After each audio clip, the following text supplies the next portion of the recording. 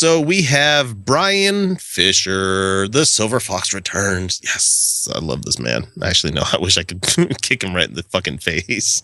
Here we go. Our kids go through their entire educational system without ever being really even taught the Declaration of Independence because teachers either don't like the thought of the Creator or they're afraid to talk about him, afraid to lose their jobs.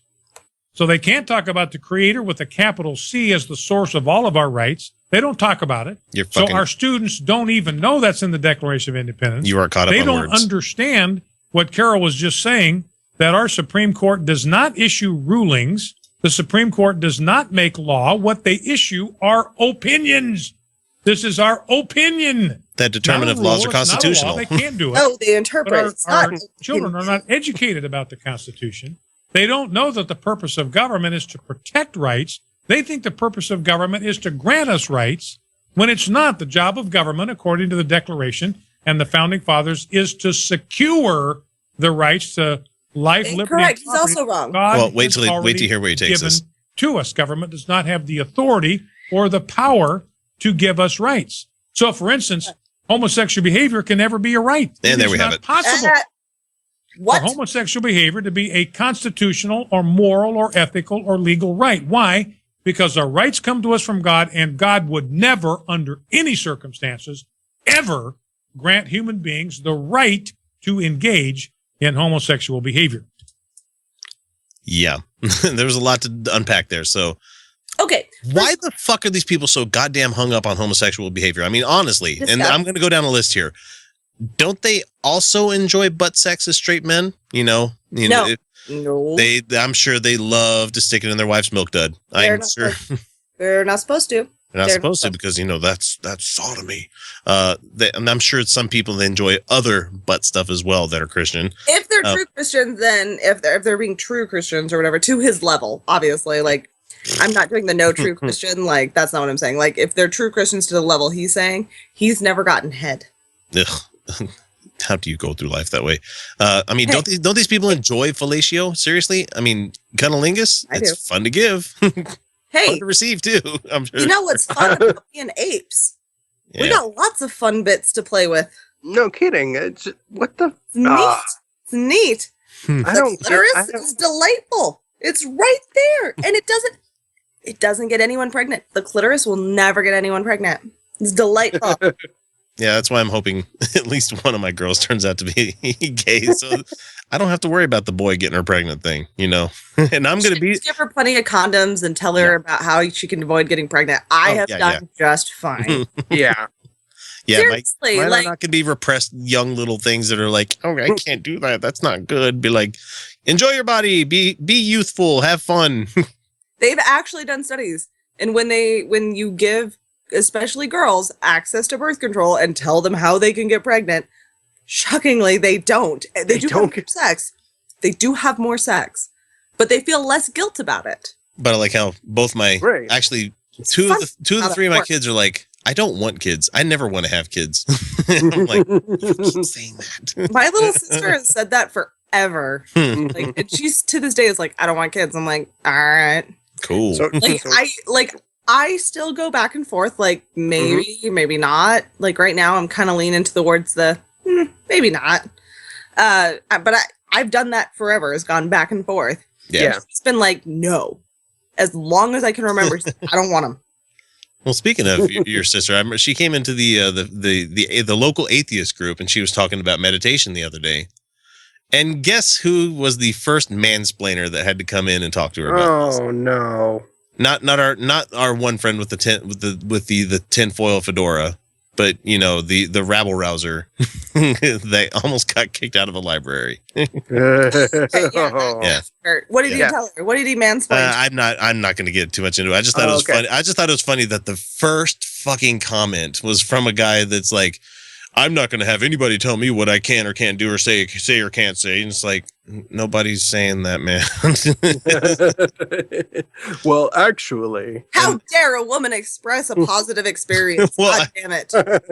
Well, and I've started calling them on it a little bit more since you guys aren't in there, and it's fun. Yeah. And I'm not a moderator anymore, so I can kind of get in the mud a little bit. And so it's funny because someone was talking to him about, First Amendment rights and how, you can't be politically correct because if you are, you're signing away your First Amendment rights. Like, no, we're talking about hate speech, and they got into the whole pronouns of trans people and stuff, and and genderqueer, non-binary kind of people, and so it got into the rough. And of course, he's like not willing to listen to anybody's thing. No, and that's like number one thing that you should do if you're for social justice is listen to the people that are trying to talk to you about this stuff.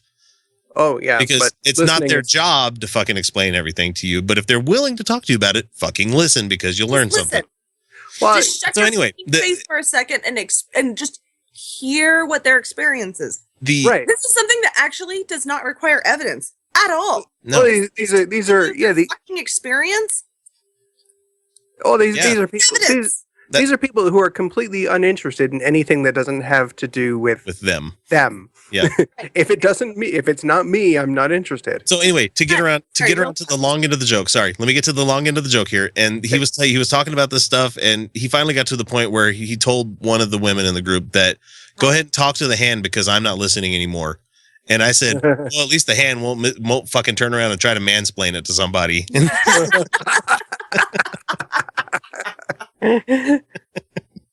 Yes, I use that term, man. And I want to give a little bit of credit to my sister. She goes, I tried meditating and it made me feel better. Yeah, that's called meditating. Meditating, yeah. It's perfectly healthy, normal.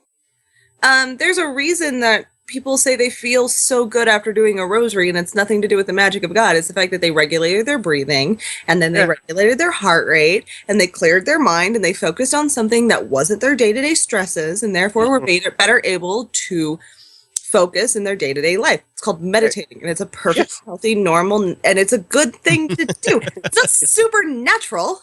It's supernatural. It just feels good. It feels good. It's good for you. It's good for your heart.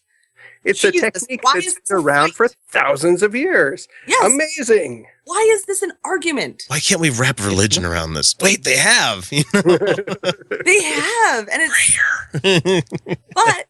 and it's just like why is this a fight? Why is meditation a fucking fight?